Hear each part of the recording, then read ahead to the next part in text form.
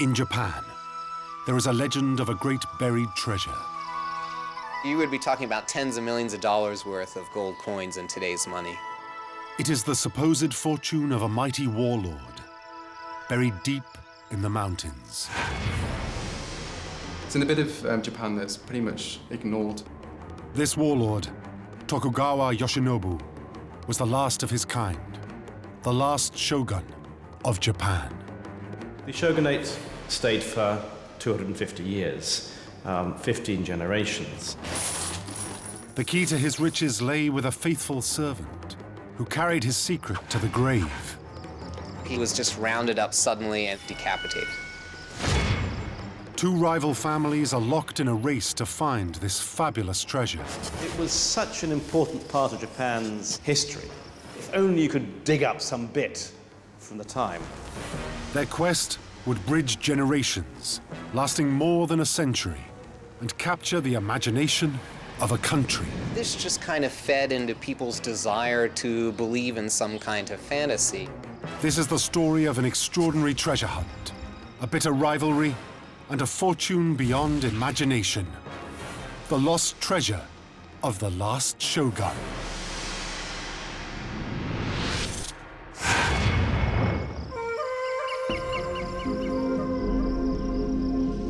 At the turn of the 21st century, an elderly man spent his last days digging deep in the mountains of central Japan. He was looking for gold. Japan is very mountainous, so there's huge numbers of areas where potentially somebody could have gone and sequestered some stuff. His name was Miso Tomay Yuki. The fortune he sought was a treasure that was lost almost 140 years previously. According to the most popular version of the legends, there were originally over 4 or 5 million coins total. So you would be talking about tens of millions of dollars worth of gold coins in today's money. Miso Tomay Yuki had spent his entire life on a quest for this vast hoard of coins and felt he was on the verge of an extraordinary breakthrough. We, Mizuno, can dig for 3, 4, 5, even 100 generations, because warriors from the samurai days entrusted this to us. If we hadn't been entrusted with this, it would be just some treasure hunt, and I would have stopped long ago. I'm not that stupid. Where did all this money come from, and why did it mysteriously vanish? The roots of the legend stretch back to a time of great upheaval. 1866. For 263 years, one family, the House of Tokugawa, held the reins of power. They seized the country in a violent insurrection, then brought centuries of peace to this wild land. Historically, it's been very hard to hold the country together. It always falls apart. Civil wars repeatedly take place. If you imagine Switzerland, where you have mountain, valley, torrent, another mountain, another torrent, and imagine that continuing from Stockholm to Naples. That's what Japan is. So far, there had been 15 generations of Tokugawa rulers, but they were not emperors. They were shoguns. Shogun literally means barbarian subduing generalissimo. And it's a title that is given to someone officially by the emperor who lives in Kyoto. The latest of this long line was Tokugawa Yoshinobu. In theory, he was a military commander who served at the emperor's pleasure. In practice, he ruled supreme, and all bowed to him. From his ancestral home at Edo Castle, the shogun governed with the aid of a vast aristocratic class, the samurai. It was an ancient feudal system that had endured for centuries. The shogunal system was created early in the 17th century, and the first shogun was deified. That made it very difficult ever to change anything that he had set in place. From his exalted position, the shogun not only held the reins of power, but wealth beyond imagination. At his court, a group of his most loyal and trusted samurai were given the task of administering his vast fortune. One of them was a man named Oguri Tadamasa. Oguri Tadamasa is what's called a bannerman. He's one of about 5,000 mid-ranking samurai who are loyal to the Tokugawa Shogunate and really function as mid-level bureaucrats in the regime. He was well-educated bureaucrat, come from a decent family. When he was young, people very quickly realized he had both mastered the military skills but also kind of literature and poetry and things like that, which was what you needed in order to have legitimacy in the top levels of the Japanese bureaucracy. Oguri reached an exalted position as the shogun's commissioner of finance. His role was to account for the huge sums paid to the shogun in taxation. Every warlord owed the shogun an annual tribute, and all that wealth passed through Oguri's hands. Essentially, he was the accountant for the Tokugawa regime itself. And this was a very important position because the Tokugawa shogunate needed money not only to pay all of its samurai, but to manage any reforms that they wanted to pursue. Oguri knew that reforms were badly needed. Life in Japan had barely changed in 200 years. Yet beyond her shores, the world was in the throes of the Industrial Revolution. Oguri was one of the few Japanese who had been abroad and seen the benefits this brought to Western nations. He developed grand plans to modernize his deeply traditional society. Oguri was just stunned by how far behind Japan was in terms of modern infrastructure. He wanted to create a postal system, he wanted to create a shipyard to kind of imitate what the West had. So he was one of the most vocal supporters of Westernization, if you will. But the shogun was not interested in change. And while he continued to live in splendor, the rest of Japan struggled in dire poverty. 95% of people, they were living in little miserable huts in the countryside as they had done for 1,000 years. They never left their village. Life was hard and miserable and cold in winter and hot in summer, and they died young. This imbalance bred a wave of resentment that slowly spread through the country. A group of disaffected warlords, banished to the farthest corners of Japan, began to plot against the shogun. One starts to get already feelings that the shogunate's outlasted its usefulness, and there comes a movement to return power to the emperor. The conspirators were deeply loyal to the 16-year-old Emperor Meiji. In 1868, they hatch a plot to restore him to power and grab the wealth of the shogun for themselves. Encouraged by his growing band of supporters, Meiji orders the shogun to resign and sends his troops to remove him.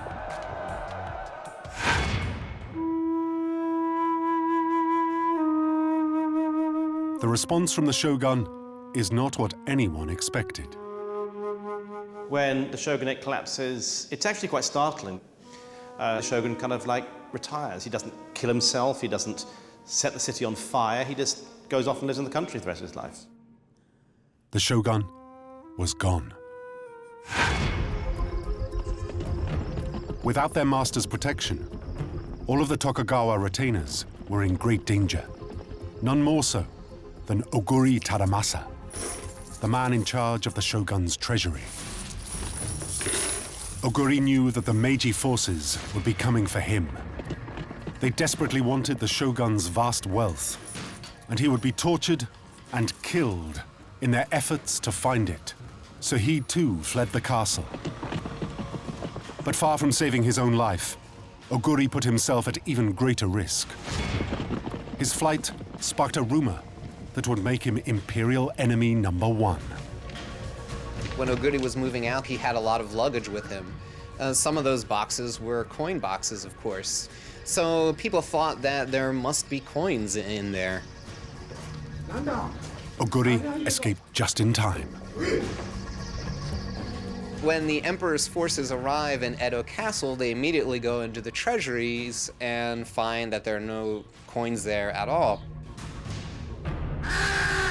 The treasuries were empty. The vast wealth of the shogun had vanished. The Meiji forces just can't believe that there's no money at all. Someone must have the money somewhere.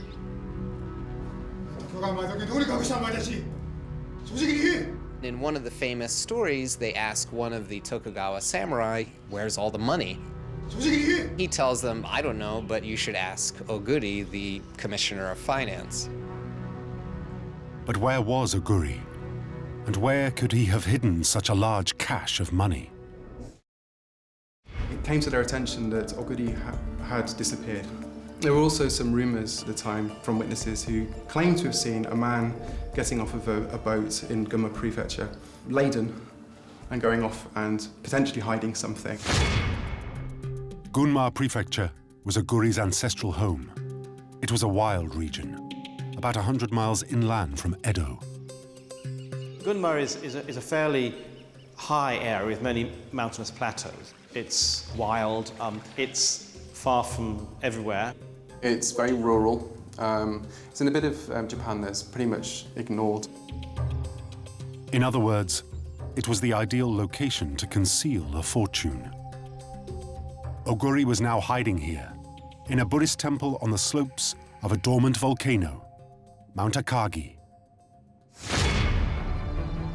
The rumor that he had millions of coins in his possession made him a marked man. A matter of days after his arrival, people came to rob him.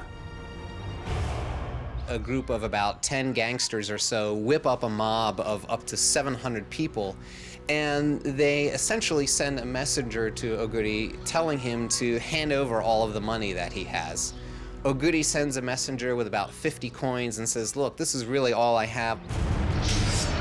They don't believe him, and this mob attacks the temple where Oguri is staying, and Oguri and his retainers rout the mob and kill many of the gangsters.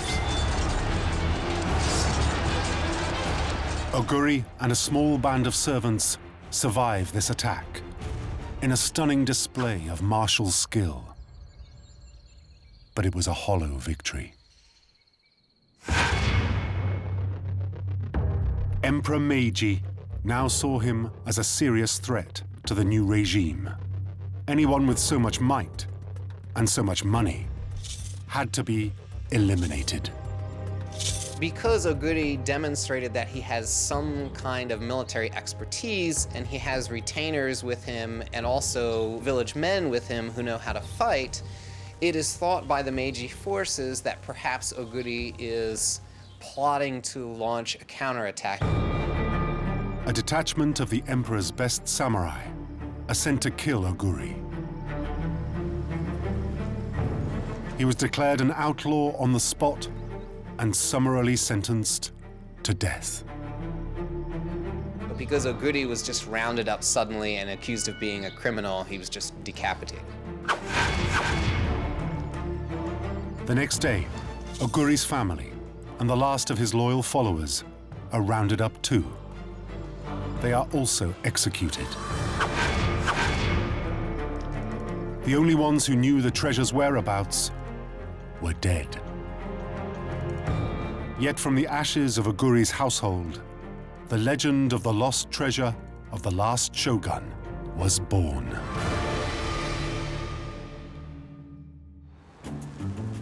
With the restoration of the emperor, Japan entered a brave new world. After the Meiji Emperor took over, Japan changed dramatically, incredibly quickly. It was full-on modernization. The feudal system was abolished. Old Edo was renamed Tokyo, and Japan leaped into the white heat of the Industrial Revolution. The world of the shogun was consigned to history. When the Meiji regime came to power, they had to villainize the previous regime. So the Tokugawa was turned into a kind of dark, primitive, unprogressive, feudal time. Within a few short years, Oguri Tadamasa was all but forgotten. Though ironically his ideas about shipyards, postal systems, and other newfangled technology were adopted wholesale. But one man could not let go of the past. His name was Nakajima Kurando. He would be the first in a long line of treasure hunters.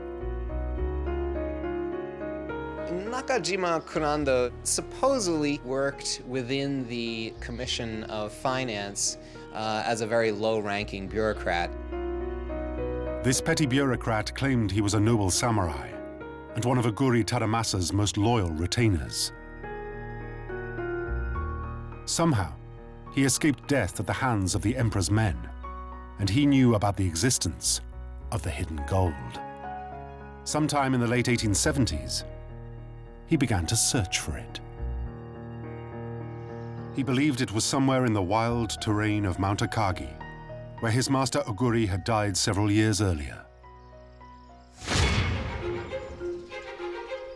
He enlisted an American railwayman, one of thousands of foreigners trying to make their fortune in the new Japan. The American had two things that Nakajima needed: money to fund an expedition, and dynamite to blast into the hard rock of the mountain. Nakajima buys land and says to this American, "Here, I found this gold coin and there's more of it up there. You can go digging in there and find it." The pair dug together for months. However, no gold was found. Believing he had been duped, the American sued Nakajima. And Nakajima was sentenced to 2 years in prison for fraud.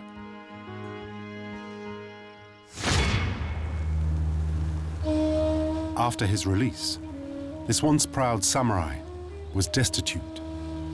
He was left homeless on the streets of Tokyo and had to seek shelter with some old family friends, the Mizunos. During his stay in the Mizuno house, Nakajima quickly made an impression with several members of the family, especially Mrs. Mizuno and her oldest son, Tomoyoshi. Mizuno Tomoyoshi was a young man. He remembers Nakajima essentially having an illicit relationship with his mother after his father died. For some months, Nakajima continued as a live-in lover for Mrs. Mizuno. In that time, he also became an inspiration to her son. Tomoyoshi came to regard him as a stepfather.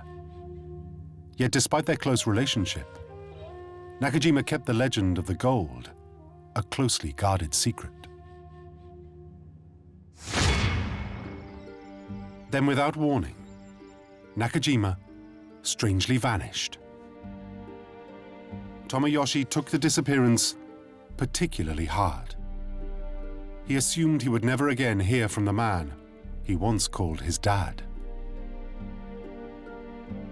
He was wrong.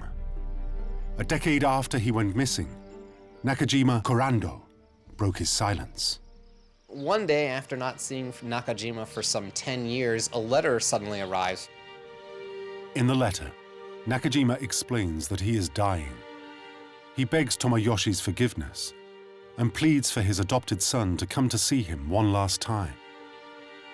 He had to tell Tomoyoshi a secret about the lost treasure of the last shogun.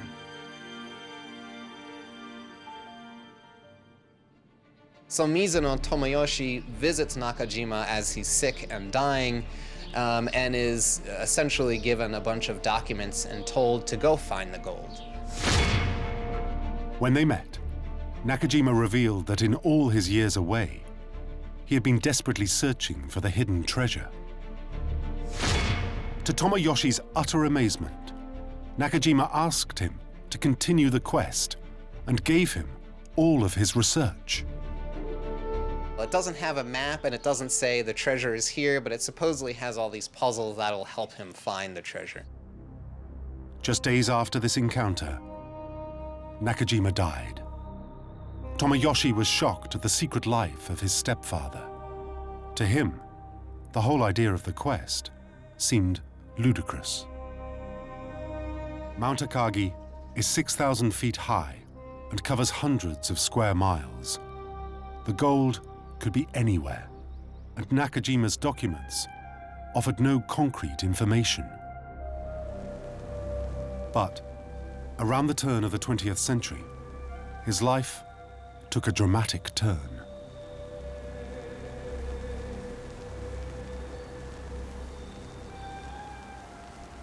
It seems that the real tipping point for Mizuno was when his wife suddenly died of pneumonia.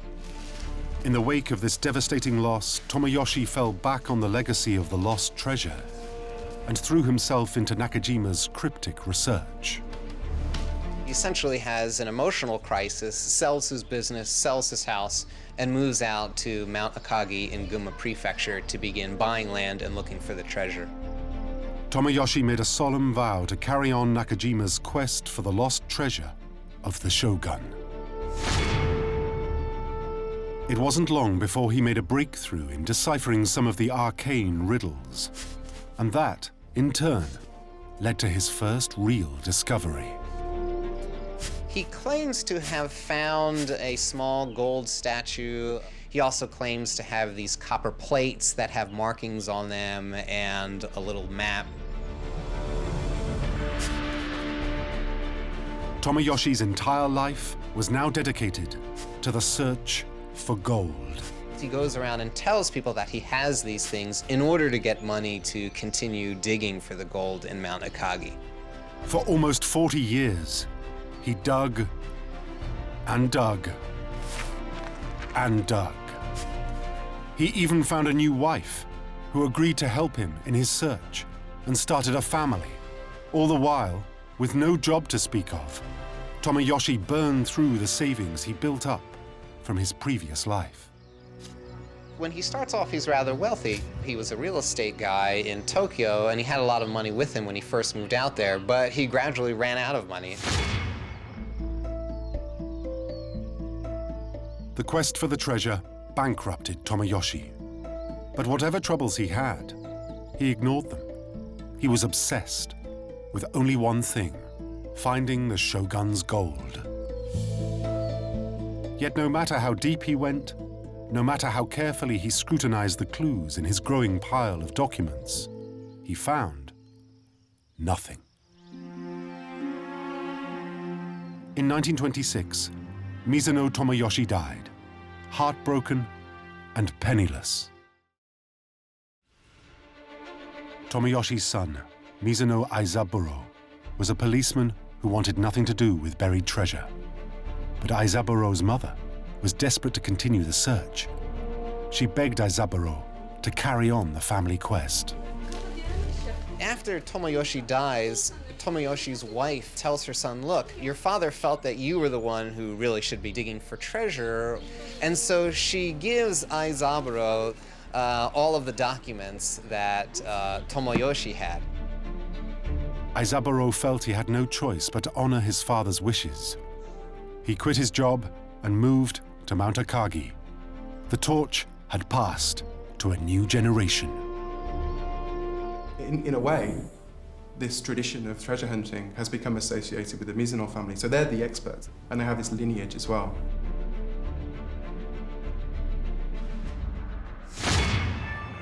Aizaburo had inherited all of Nakajima Kurando's documents, and still more research that his father had done in 40 years of searching.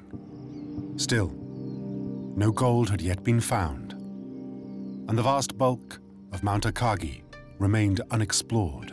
Where to start? He does continue, in some part, digging some of the tunnels that his father had started, but through his own research, he also starts digging other tunnels around Mount Akagi. After just a few months of digging, some valuable new clues were uncovered. And they do find this kind of stone tortoise with strange writing on it, and they see that as a sign that this is a clue that will lead us closer to the treasure.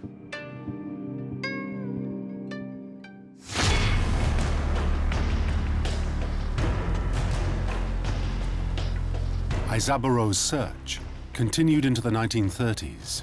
But as he dug on, Japan was changing around him. The country harbored vast imperial ambitions, and it was marching steadily towards war. At this time, there was a newfound interest in Oguri Tadamasa, the last shogun's most fervent modernizer, and the source of the shogun's treasure legend. In the late 1920s and early 1930s, there's an Oguri boom. He really becomes a kind of national hero, a supporter of the Japanese Navy, and there are lots of books and biographies written about him.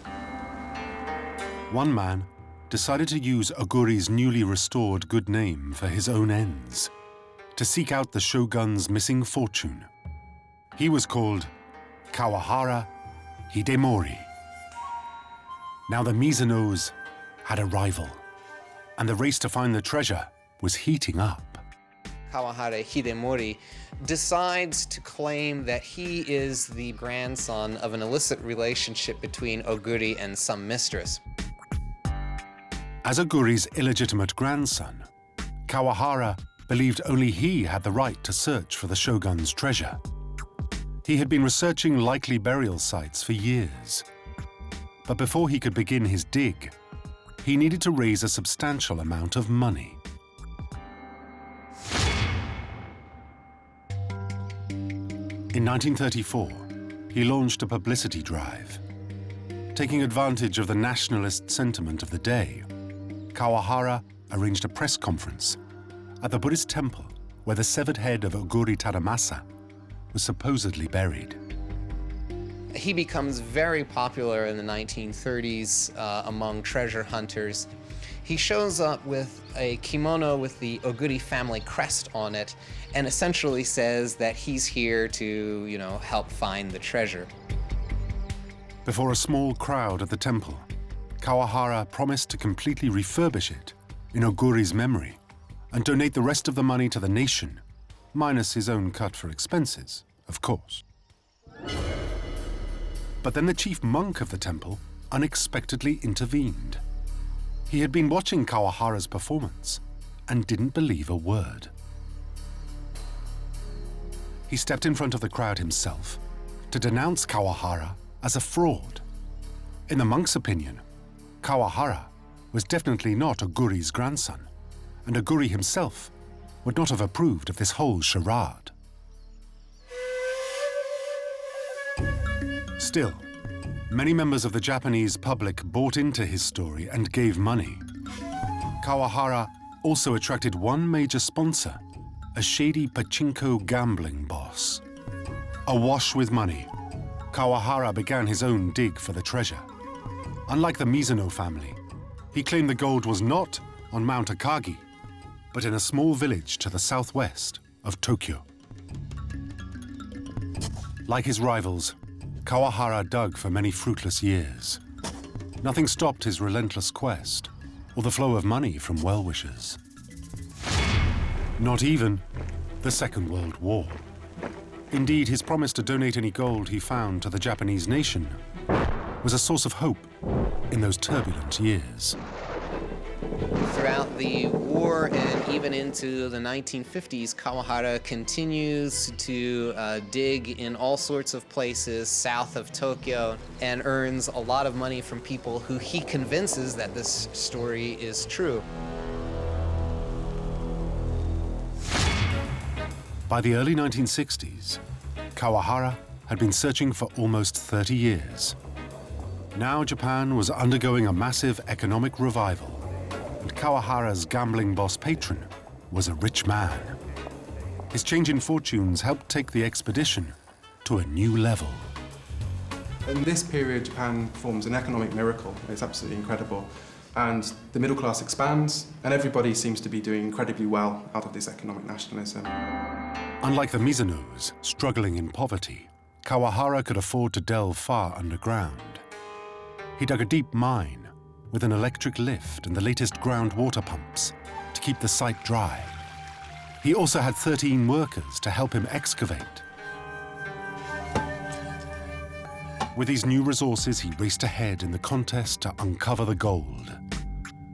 He dug down 250 feet to the supposed location of the great chests of coins.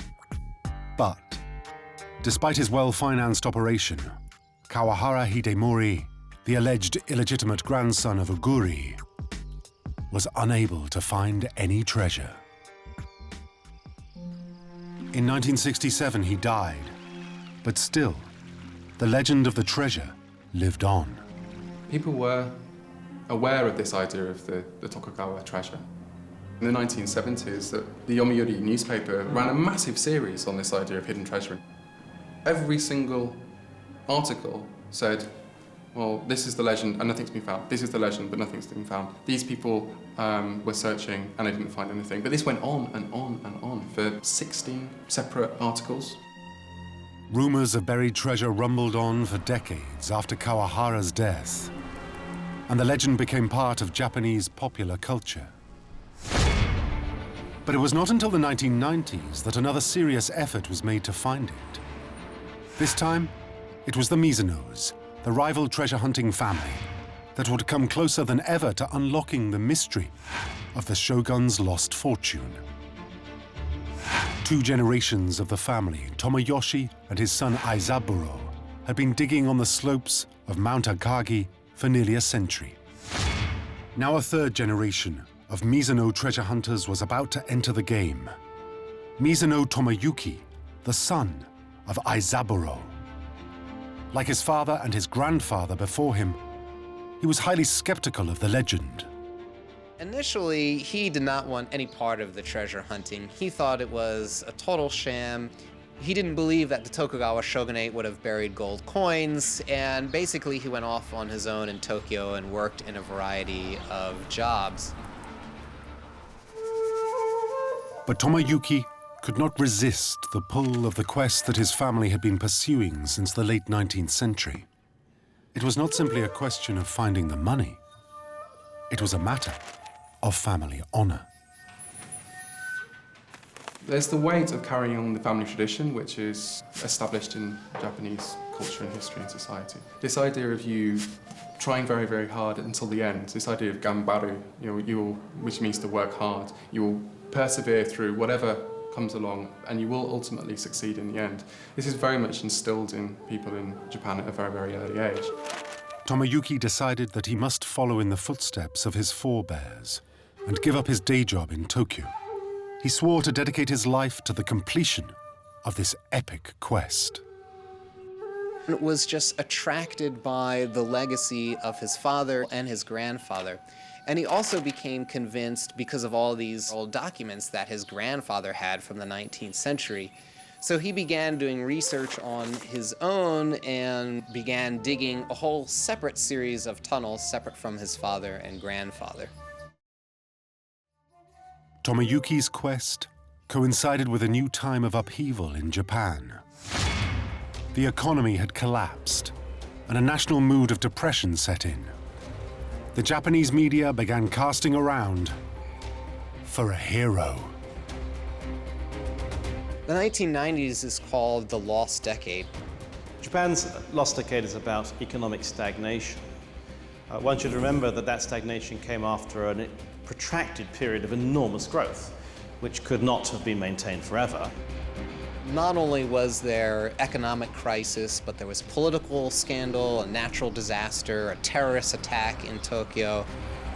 And this just kind of fed into people's desire to believe in some kind of fantasy. And what better fantasy than the legendary lost treasure of the Shogun? One enterprising television network called Mizuno Tomoyuki to see if he wanted to be on TV.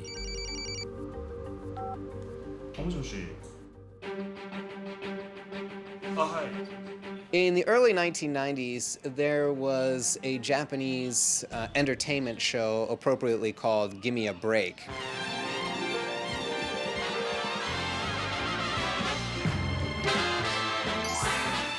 It follows a pattern of Japanese television shows that you still get today. It'll have a number of celebrities interviewing other celebrities, music, animation, sketches, all put together in a 2-hour format. A Japanese copywriter who grew up in Gunma was familiar with the legend, and he decided to produce a show about the treasure hunting in Mount Akagi. In their call to Tomoyuki, the producers explained they wanted to cast him and his family as modern-day heroes, men determined to succeed in the face of insurmountable odds. Men who embodied the noble idea of ganbaru. It's entirely sensible for them to get in contact with the Mizunos and try and use their expertise, but also to legitimize what they're doing. They're not just rushing off into Gunma Prefecture with a load of cranes and digging holes. They've got the guy, and he's the person who's going to make sure we do this properly. It was a mutually beneficial arrangement. The producers of Gimme a Break got a never-ending real-life soap opera to inspire the nation. In return, Tomoyuki received more resources than he could ever dream of. After years in the wilderness, the Mizunos were back, with the best chance they would ever have of striking gold. The Mizuno, they've been searching for 120 years and haven't found anything. If a TV producer says to you, we're going to give you 12 cranes and loads of digging equipment, would you like to get on board? I mean, for him, this is a huge boon, because he doesn't have to do it on his own. The whole nation seemed to be willing Tomoyuki on, and with his help, the TV company found gold, ratings gold. There would be these huge backhoes and cranes that would dig this enormous pit, almost the size of a rock quarry. And they would find these horizontal tunnels, and so they would go digging in there, and then some earth would fall in a funny way, and they would say, aha, someone must have buried something there. They would find a few bottles, which was an indication that perhaps Oguri's French connections had wine out here and dropped a bottle long ago. Altogether, the network revisited the Mount Akagi treasure site 10 times in the 1990s, each time with a more elaborate and expensive effort to find the hidden treasure. When they find lots and lots of tunnels, what they're finding are the tunnels that were dug in the 1930s in order to find the treasure. But that is conveniently left out of the story because it's not very exciting. This was no longer about logic, it was about magic. Fueled by growing viewer numbers, the search soon became completely detached from reality. When more money started coming in to produce the show, they hired a few American psychics to come over. They flew over Mount Akagi in a helicopter to try to feel the psychic power of where the treasure would be buried. They also hired an esoteric Buddhist monk to pray to the ancestors to find where the treasure was. And each episode ended with a cliffhanger that, something had just been found, so that would get people to watch the next time. In the final installment, in 1999, the dig reached fever pitch. By now, the Mizuno excavation works resembled something like an open-cast mine. It descended fully 200 feet below the surface of the mountain. A network of tunnels, dug over generations by the Mizunos, went down even further still. In one final dramatic push, a huge industrial mining drill was brought in to dig still further, hoping to find a hidden cavern containing the gold. But the media frenzy had overwhelmed Tomoyuki. He came to believe the TV company did not care about the treasure itself. All they wanted was a grand spectacle to please their audience. It seems that in the later episodes, Mizuno felt that they were going on the wrong track. And he almost felt that there was a rivalry between this team and his own search. And he eventually dropped out of the project altogether. The TV audience soon began to dwindle, and the show was eventually cancelled. Tomoyuki was alone once more, and still, he pressed on with his dig. There was always some aspect, something that made them feel like we're almost 90% there. And so he couldn't give up. Meanwhile, the Mizuno's rivals for the treasure, the Kawahara family, had been laboring away 140 miles to the south, largely under the radar since the death of Kawahara Hidemori in 1967. The quest to find the lost treasure had passed from old Hidemori to his son, Kawahara Jiro. In his early digs, Jiro made a number of discoveries, which he claimed were clear evidence that the gold itself was only a few meters further down. He claims to have found little objects here and there, and those objects he gives as proof that he's closer to the treasure legend, and of course that makes it easier for him to convince people to give him money. Among the objects he found were human bones and other Tokugawa-era artifacts, pointing towards the treasure's location. In the year 2000, Jiro took a leaf from his father's book and launched a publicity drive. Just like his father, the thing he wanted was money. The press descended on the same location where his father had appeared almost 70 years before. There, they witnessed Kawahara unveiling a bronze sword and a golden coin, dating from the time of the Tokugawa Shogunate.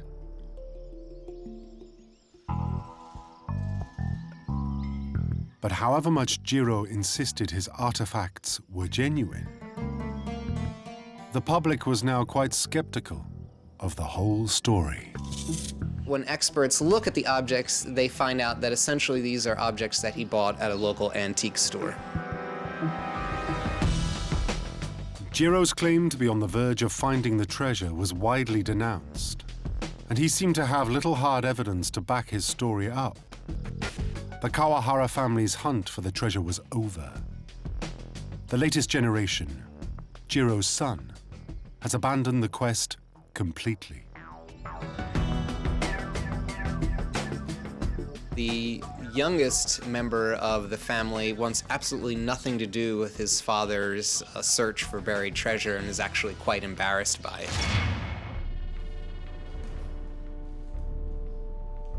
But what of Miso Tomay Yuki, the unlikely star of Gimme a Break?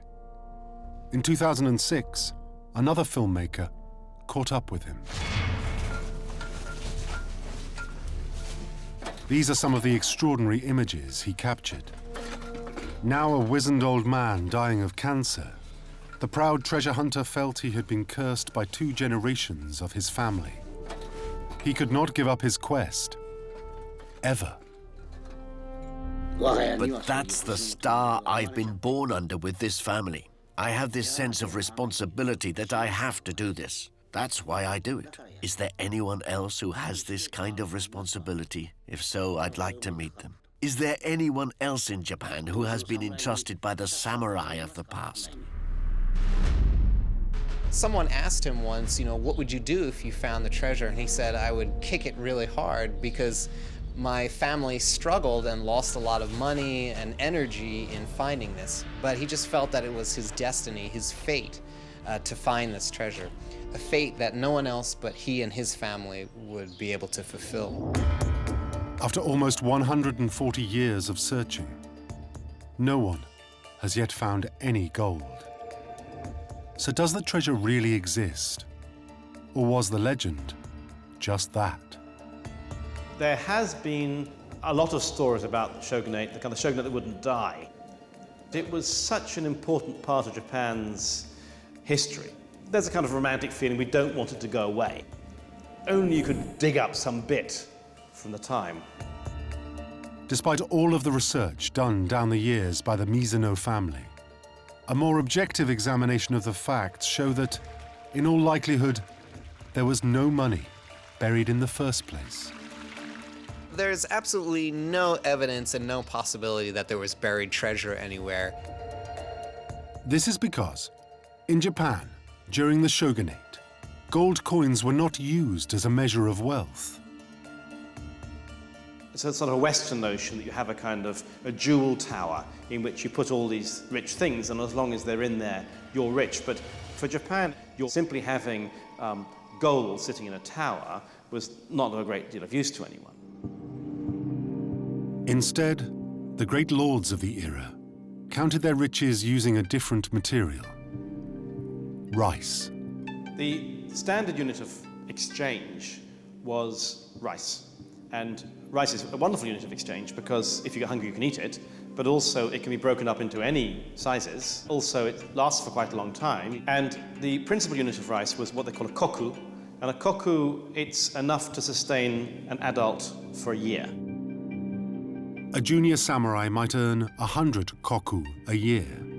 The higher up the social scale he was, the more koku he would be entitled to as tribute from the farmers on his land. The leading lords, such as the shogun himself, would have each claimed more than 1 million koku annually. In fact, the entire class structure of Japan during the shogunate was built around the growing and storage of rice. This was helpful for feeding armies. But when it came to acquiring desirable goods like silk, pottery, or weapons, rice was useless. The samurai class are paid in rice yield. The merchants operate in coin. You can't buy things with rice, so that the merchants change rice into coin, and they take a rake off, and over time, the amount of coin you get for your rice goes down. The samurai class are increasingly impoverished. In time, even the shogun himself found his vast stockpiles of rice were worth barely a handful of gold coins. So when the revolution came, he could not afford to defend himself. One of the reasons why the Tokugawa regime falls is because it doesn't have cash to pay its allies for continued military support. If they had any money at all, the Tokugawa shogunate would have been using it to fund their defense against their warlords. So the question then remains, if there was no gold, why would anyone spend so much time and effort to try and find a treasure that never really existed? I think they really believed in this legacy. Especially Miso Tomay Yuki felt that this was just the destiny of his family, that there was too much in terms of 100-year-old documents to really just give it up. Regardless of how much Miso Tomay Yuki believed in the legend, he could not convince his children that the gold really existed. He would be the last in his family's long line of treasure hunters. He has 3 adult children. None of them have expressed any interest at all in continuing this Mizuno family legacy of searching for the treasure. Tomayuki was utterly alone in his quest. But even though he had no one to help him, he continued to dig until his very last days. In 2010, Mizuno Tomayuki died. The search for the lost treasure of the last shogun died with him.